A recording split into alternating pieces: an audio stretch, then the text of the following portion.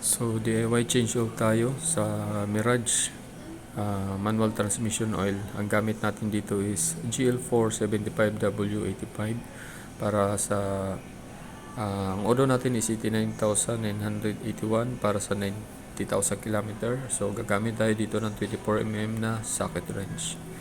So same yung size niyan sa peeling tsaka yung sa drain.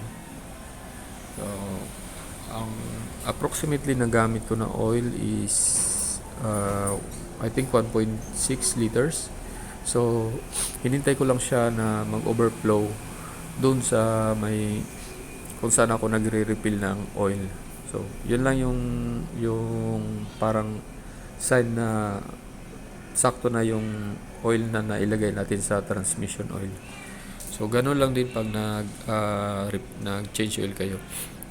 Nag-DIY ako kasi mas mura to compare sa sa mga shop or sa kasa. So, madali lang naman siya gawin kasi dalawang nut lang naman tatanggalin mo, yung sa drain tsaka yung sa filling. So binili ko yung oil sa online, 420 ang isa. So bali 420 per liter siya. Madali lang naman gawin.